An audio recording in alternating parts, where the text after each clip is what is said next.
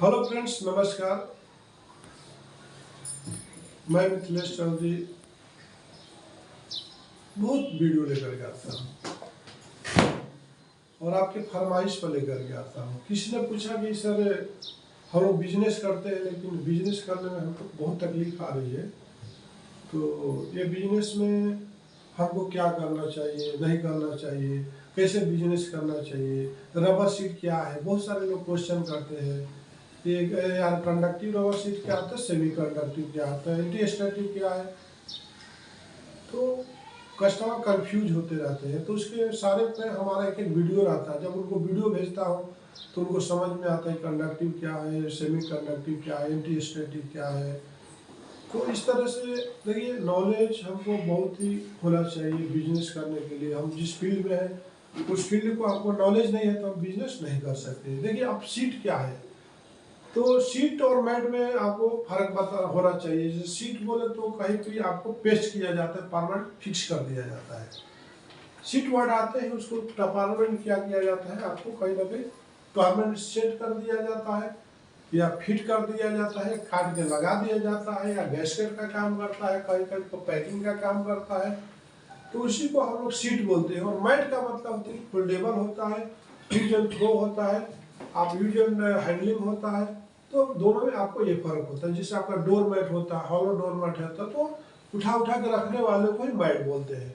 जब seat word आ जाता है आपको बार बार उठाने की जरूरत नहीं पड़ती है, उसी को हम लोग सीट बोलते हैं। आगे समझ में, सीट और मैट में समझ में आया नहीं आया? तो आप लोगों को ये समझ में आ गया होगा सीट किसको बोलेंगे भाई, मैट किसको बोलेंगे। मैट को आप इधर से उधर उठा के रख सकते हो, जैसे काउ मैट। तो काउ सीट क्यों नहीं बोला आपने? डोर मैट, तो डोर सीट क्यों नहीं बोला आपने? आगे समझ में, काउ मैट बोलते हैं। तो काउ मैट आप 30 किलो का वजन दोगे तो एक आदमी जाएगा भैंस को, गाय को हटाने के लिए, तो उसको हैंडलिंग कैसे करेगा? 30 किलो का वजन है तो अकेले उठाएगा क्या? चलो छोड़ो यार, इसे पानी डाल के साफ कर देगा गोबर को। जब वही आपको 10 किलो में, 15 किलो में रहेगा तो उठा के इसे गाय को साइड में करेगा, उठा के थाली ले जाकर बाहर धो के फिर डाल देगा। तो काउ मैट आज के डेट में ज़्यादा से ज़्यादा 10 किलो से आपको 14 किलो तक, 13 किलो तक रहता है। बाकी और भी मैनुफैक्चरर 26 किलो 28 किलो बना रहे, तो दैट इज नॉट करेक्ट, ठीक है ना? क्योंकि आज के डेट में मेन पावर की कमी है। आप कोई भी गौशाला में गया तो एक ही अकेला ही जाएगा गाय को हटाने के लिए, बांधने के लिए। तो क्या काउ मैट को 2 आदमी को बुलाएगा, अरे बेटा थोड़ा इसको हटाते हैं, अब जाएगा क्या? नहीं जाएगा। तो देखा कि मैट क्या होता है। मैट को कोई भी सिंगल पर्सन हैंडलिंग कर सकता है। देखो सीधी सी आपको डिफरेंस बता, मैट को कोई भी एक सिंगल आदमी उठा के कहीं ना कहीं रख देगा, लेकिन सीट को हर आदमी उठा के नहीं रख सकता है। 10 मीटर का भी हो सकता है, 20 मीटर का हो सकता है, 2 mm का भी हो सकता है, आपका 25 mm का भी हो सकता है। तो सीट वर्ड आते ही आपको उसको handling is not possible at the time. आगे समझ में। अब हम सीट के बात करेंगे, भाई सीट क्या है और कितने तरह के होते हैं। देखिए, सीट को हम एप्लीकेशन के थ्रू और यूज के थ्रू उसका अलग अलग हमने उसको डिजिग्नेशन दे दिया, अलग अलग नाम दे दिया, ठीक है ना? जैसे आप कोई बोलता है कि प्लेन सीट चाहिए, कोई बोलता है चेकर सीट चाहिए, कोई डायमंड टाइप का सीट चाहिए, तो ये आपका सेट हो गया, राइट? अब सीट में भी आपका यूज के ऊपर आता है कि कौन सा सीट। जैसे कि आप हमको पहला जो हम आपका देखिए व्हाट्सएप में मैंने शेयर कर दिया, देखिए पहला क्या है कि नेचुरल रबर सीट है। तो जो नेचुरल रबर से बना होता है उसको नेचुरल रबर सीट बोलते हैं। जैसे कि आपका ब्लैक कलर में रहता है और 2 mm से स्टार्ट होकर के 25 से 50 mm तक भी जाता है। और गैसकेट के लिए उसके आगे जाता है, इसमें बड़े बड़े आपका इंडस्ट्री में फ्लैंज को देना है, तो क्या सीट लेकर उसमें फ्लैंज के सामने रख के होल मार के उसको फिट कर ले, ठीक है? 3 mm का सीट हो, 4 mm का, 5 mm का सीट हो, काली फॉर इंडस्ट्रियल पैकिंग पर्पस। तो उसका जो आज के डेट में जो रेट है 70-82 रुपया अप टू 150 रुपीज के जी प्लेन रबर सीट का रेट है। उसमें 1/2 मीटर में हम लोग सप्लाई करते हैं, और मैक्सिमम आपका आप 10 मीटर तक भी दे सकते हैं। 10 मीटर तक कहाँ तक देते हैं? 10 mm का 6 mm तक जब जो थिकनेस रहेगा उसको आप 10 mm तक दे सकते हैं। अगर 6 mm के ऊपर जैसे आपको थिकनेस जाएगा तो आप 1/2 मीटर ही दे सकते हो। क्योंकि आपका आपका हैंडलिंग का प्रॉब्लम आएगा, राइट। क्योंकि जब डेंसिटी से आप कैलकुलेट करोगे, कोई भी रबर शीट का जो डेंसिटी होता है आपका 1.25 से लेकर के 1.65 तक होता है। तो 1.65 से अगर आप कमर्शियल लेते हो पैकिंग पर्पस के लिए तो 1.75 डेंसिटी में आता है। अगर आप इंसुलेटिंग पर्पस वगैरह के लिए लेते हो तो 1.25 स्पेसिफिक रेबिटेड आता है, राइट। उसी के हिसाब से वेट होता है। और जैसे आपको थिकनेस, लोअर जो थिकनेस हायर जो लेंथ और हायर जो थिकनेस लोअर जो लेंथ, अंडरस्टैंड। हायर जो डिमांड लोअर जो प्राइस, लोअर जो डिमांड हायर जो प्राइस, लोअर जो प्राइस हायर जो डिमांड, ठीक है। तो इकोनॉमिक्स में आप पढ़ा होगा ना आप 7th क्लास में, इकोनॉमिक्स क्या बोलती है। तो वही यहाँ पर भी डिपेंड करता है कि भाई आपका जैसे थिकनेस कम रहेगा तो लंबा ज़्यादा होगा, और जैसे थिकनेस बढ़ेगा तो लंबा कम हो जाएगा। भाई आदमी तो उठाना है ना। Handling is important for the any product ना, एनी कस्ट item, any consignment. Handling important है ना।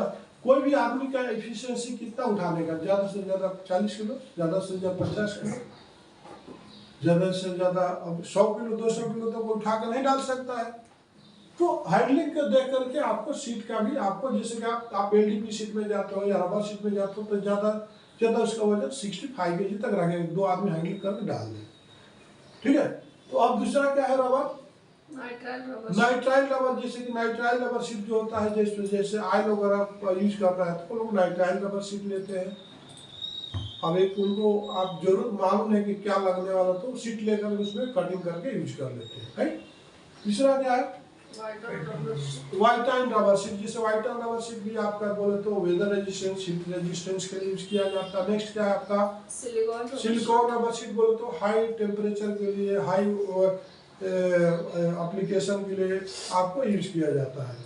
नेक्स्ट क्या पे 5th नंबर हाइक्लोन रबर सीट। जैसे जहाँ पे समुद्र में आपको यूज करना है, जहाँ पर रस्ट लगते हैं, पानी में रहना उस सीट को, तो वहाँ पर आपको पानी का जहाँ पर यूज होगा, जहाँ पर पानी में रहना है तो वहाँ पर हाइक्लोन रबर का सीट यूज होता है। नेक्स्ट ईपीडीएम रबर सीट, जहाँ पर हीट ज्यादा जनरेट होता है, हीट हमेशा गर्म रहता है, तो वहाँ पे आपको ईपीडीएम रबर का इस्तेमाल किया जाता है। Next white colour rubber seat कोई बोलता है, कोई आपको ब्लैक कलर बोलता है, कोई आपको ब्लू कलर बोलता है, कोई रेड कलर बोलता है, कोई ट्रांसपेरेंट कलर बोलता है।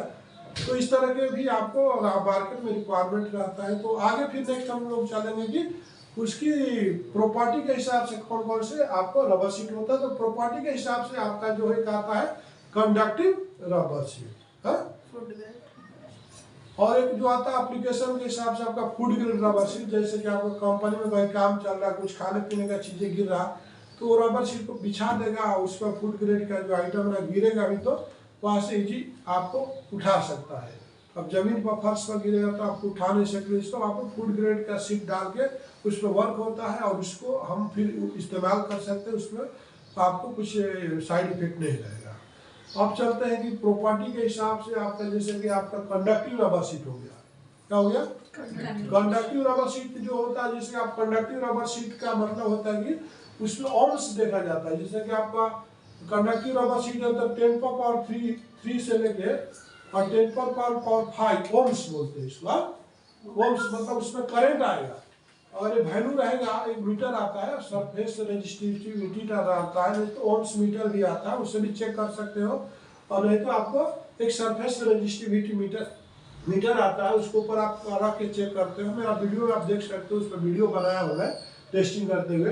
तो 9.3 से 10.3 से 10.4 तक जब वैल्यू बताएगा तो समझो कि ये कंडक्टिव है। कंडक्टिव का मतलब ही होता है कि उस पर करंट आएगा।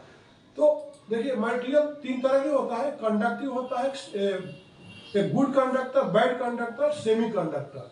Good conductor, bad conductor, semi conductor. आप इंटर में पढ़े होंगे तो केमिस्ट्री के अंदर आपको पढ़ाया गया होगा कि कंडक्टर कितने तरह के होते हैं। तो हम आपको बताएंगे कंडक्टर 3 तरह के होते हैं, जो semi conductor, good conductor, bad conductor और बैड कंडक्टर। तो आपको जैसे कि गुड कंडक्टर में जिसमें इसमें करंट आता है उसको गुड कंडक्टर बोलते हैं, जिसमें करंट नहीं आता उसको बैड कंडक्टर बोलते हैं, और इसमें करंट आएगा भी और नहीं भी आएगा आ भी सकता है, नहीं भी आ सकता है, तो उसको हम सेमी कंडक्टर बोलते हैं। जैसे कि आपका घर में बच्चों को देते हो पेंसिल, इसलिए लोग बोलता है पेंसिल मत खाना, गुड कंडक्टर है, करंट आता है उसमें।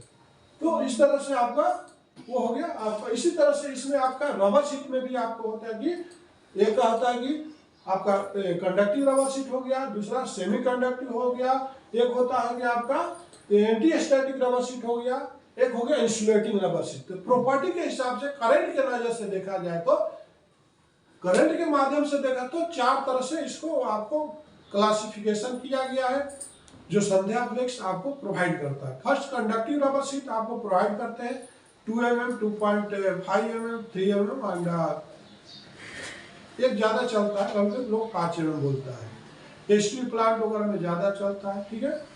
तो आपने देखा कि इसके अगर हम बात करेंगे, जैसे कि आपका अब सेमी कंडक्टिव की बात करेंगे। सेमी कंडक्टिव का मतलब क्या होता है कि सेमी कंडक्टिव का मतलब होता है कि 6 से लेकर के 13 तक, 10⁻6 से 10⁻13 तक जो रहेगा उसको क्या बोलेंगे, सेमी कंडक्टिव। मतलब उसमें कार्बन कंटेंट रहेगा मगर कम रहेगा, लेकिन कंडक्टिव में कार्बन कंटेंट ज्यादा रहेगा, इसलिए करंट आएगा। जिसमें कार्बन कंटेंट ज्यादा रहेगा, कार्बन में कंटेंट आपको करंट आता है, ठीक है ना।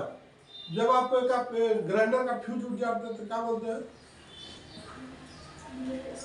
अरे ग्राइंडिंग मशीन चलाते हो कंपनी में, घर में चलाते हो, और सिलाई मशीन चलाते हो ना, मोटर में लग रहा है कार्बोरेटर रहता ना, वो आपको खराब हो जाता है तो आप लेके आते हो कि करंट नहीं आ रहा भाई, मशीन नहीं चल रही, मोटर नहीं चल रहा, ग्राइंडर नहीं चल रहा, तो कार्बन ही बोलते हैं। स्प्रिंग जैसा आपस में रहता है, तो आपको पावर को सुचालक है। उसी तरह कंडक्टिव रबर शीट सुचालक है। चालक, सुचालक, अचालक, चालक अचालक, हिंदी में कंडक्टर को चालक बोलते हैं। उसी तरह से आपका कंडक्टिव हो गया। अब सेमी कंडक्टिव में आपका 10⁻6 तक जो वैल्यू बताएगा तो समझ लेना कि सेमी कंडक्टिव, इसमें यार कार्बन परसेंटेज है। इसके बाद एक आता है एंटी स्टैटिक। एंटी स्टैटिक का मतलब होता है रबर शीट। एंटी स्टैटिक का मतलब होता है कि अब इसमें 2 लेयर आता है। क्या रहता है, इसमें 2 लेयर आता है। एक ऊपर वाला लेयर जो है ब्लू कलर में रहेगा, आपस चिपका हुआ रहेगा, ब्लू कलर भी रहेगा, ग्रीन कलर भी रहेगा, और नीचे वाला जो लेयर ये ब्लैक रहेगा। तो जो ब्लैक रहेगा उसमें वो कंडक्टिव रहेगा, और जो कलर में रहेगा वो आपको इंसुलेटिंग रहेगा। क्या रहेगा, फिर से आप लोग बोलो। जो कलर ब्लैक में रहेगा वो इंसुलेटिंग रहेगा, जो कलर में रहेगा कंडक्टिव। हाँ, तो आपको इसको एंटी स्टैटिक बोलते हैं। क्या बोलते हैं, मतलब उसमें एक तरफ करंट आएगा, एक तरफ करंट नहीं आएगा, एक तरफ करंट आएगा, एक तरफ करंट नहीं आएगा, तो उसको हम क्या नाम से बोलते हैं। तो कभी भी आपको एंटी स्टैटिक वर्ड से आपको रिक्वायरमेंट आता है तो आपको कंफ्यूज होने की जरूरत है। Yes sir, I will provide the anti static rubber sheet also. आप बोल सकते सर एंटी स्टैटिक का मतलब होता है कि आपको इमेजेस भी दे दीजिए, हमारा बहुत सारा वीडियो भी यूट्यूब पर उसको दे दीजिए। एंटी स्टैटिक का मतलब कि एक साइड करंट आएगा, एक साइड नहीं आएगा। एक साइड करंट आएगा, अब सामने करंट आएगा, लेकिन बैक साइड में नहीं आएगा। बैक साइड ब्लैक और फ्रंट साइड में कलर, ठीक है। अब इसके बाद आपका आता है कि insulating rubber mat, insulating rubber sheet. तो insulating mat, electrical rubber mat ऐसे बोलते हैं। Electrical rubber mat, insulating rubber mat. तो अब देखिए आपका करंट से रिलेटेड अगर मैट आया तो आपको बोला था ना भाई, मैट को कभी उठा के दूसरे जगह डाल दे सकते हैं, वॉशेबल है, उसको झाड़ सकते हैं गर्दा हुआ तो। और सीट का मतलब एक बार फिक्स कर देते हैं। आगे समझ में, अगर 1/2 मीटर कोई पूछ रहा था वो मतलब मैट के लिए यूज कर रहा है। तो देखिए आज 1987 में ब्यूरो ऑफ इंडियन स्टैंडर्ड ने एक रबर शीट का आईएसओ स्पेसिफिकेशन बनाया। क्या बना, IS 5424। क्या बना, IS 5424। IS 5424 bureau of Indian standard, IS standard ने क्या बनाया, तो कॉपी कहां से किया, ब्यूरो ब्रिटिश स्टैंडर्ड ने, BS से किया। क्या किया, कहां से कॉपी किया, BS से, ब्रिटिश स्टैंडर्ड। आपको इंडिया डेवलप करने में सबसे बड़ा हाथ किसका रहा, ब्रिटिश वालों का हाथ रहा। अगर ब्रिटिश वाले नहीं आए होते तो शायद आप फ्रिज नहीं देखे होते, कूलर नहीं देखे होते, ऐसी गाड़ियां नहीं देखे होते, मारुति कार पर नहीं चले हो। तो जो भी आगे आज देश आजाद हुआ है तो आप ब्रिटिश वालों का देन है। ये मानते हो नहीं मानते हो? अगर हैदराबाद नहीं आए होते तो बिरयानी क्या होता नहीं मालूम होता था, चिकन क्या बोलता मटन नहीं मालूम, डोसा का इडली नहीं मालूम। आगे ब्रिटिश वाले आए, बहुत कुछ लेके गए, लेकिन बहुत कुछ देके भी गए। आगे ब्रिटिश स्टैंडर्ड को पहले लोग फॉलो करते थे हर एक प्रोडक्ट के लिए। बाद में 1987 में देश जब आपका 1947 में आजाद हुआ तो सब अभी भी ब्रिटिश स्टैंडर्ड को ही लोग फॉलो कर रहे थे। किसका?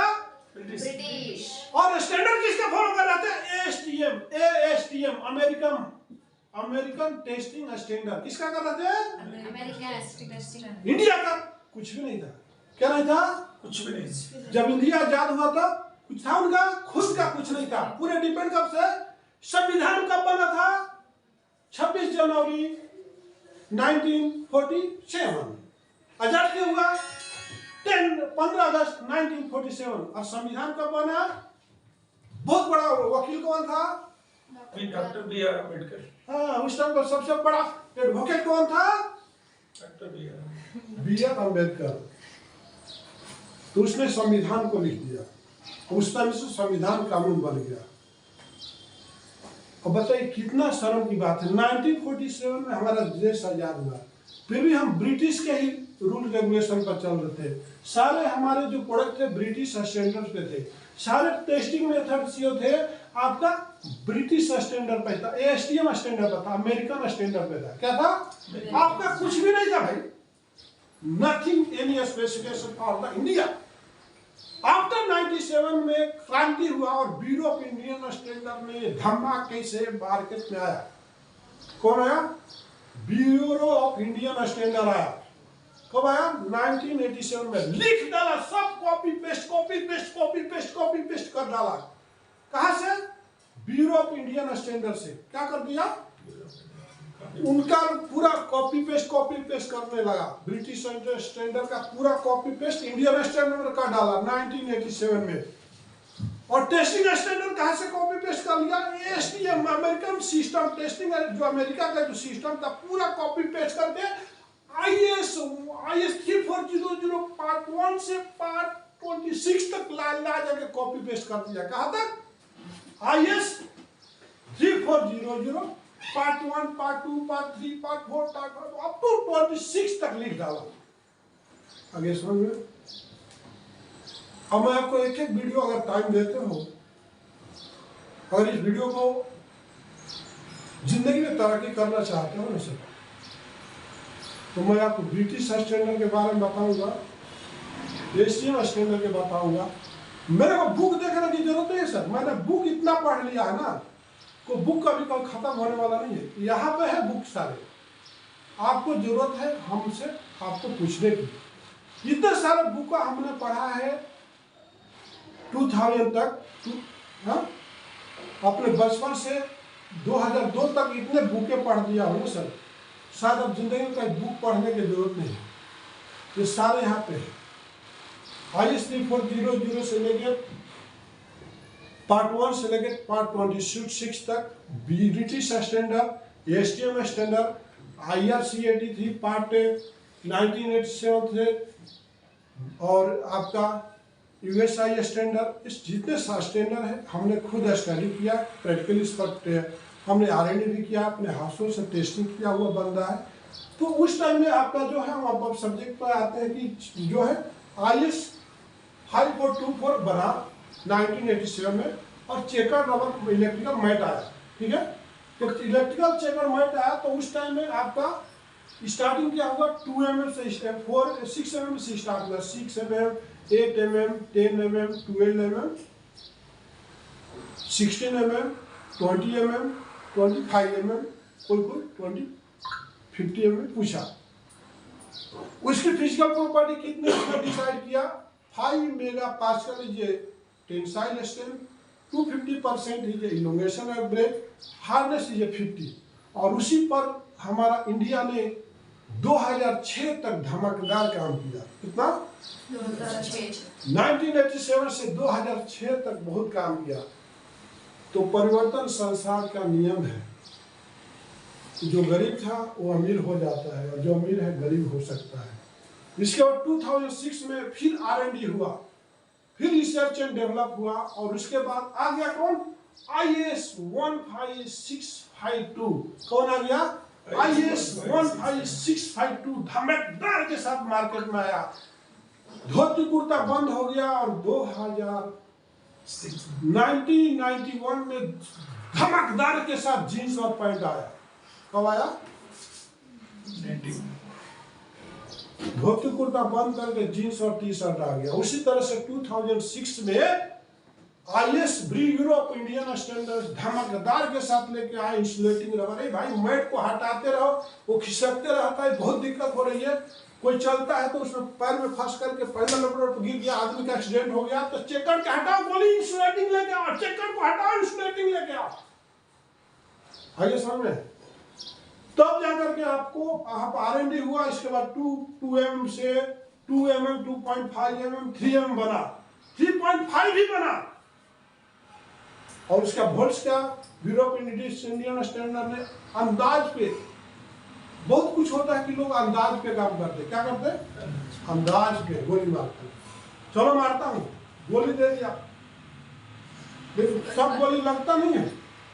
2 mm का गोली सेट हुआ 3.3 kVA, ठीक है। टेंसाइल स्ट्रेंथ कितना?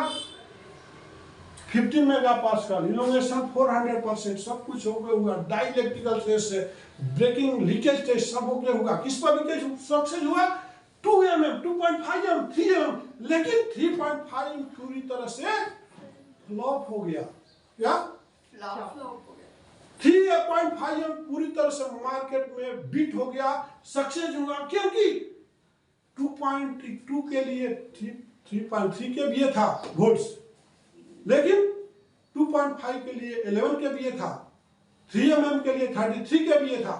लेकिन जैसे ही 3.5 पर उन्होंने गलत बना दिया IS स्पेसिफिकेशन, 110 के भी बोल दिया, तो 2.5 उतना कैसे लेगा? इसलिए बुरी तरह से 3.5 जो बीट हो गया और मार्केट में चला नहीं। तो आज आपके पास जो इंसुलेटिंग रबर जो डिमांड रहता है 2 mm, 2.5 mm, 3 mm, कलर क्या रहता है? ब्लैक कलर, ब्लू कलर, कोई पिंक कलर भी पूछता है, तो ज्यादा आपको कोई रेड भी पूछता है। तो आपने देखा कि रबर शीट क्या है और रबर शीट कितने होते हैं, एप्लीकेशन के हिसाब से कितने होते हैं। तो आपका वीडियो बहुत अच्छा लगा, नहीं लगा तो मेरे को कमेंट बॉक्स में लिखिएगा। नमस्कार, धन्यवाद।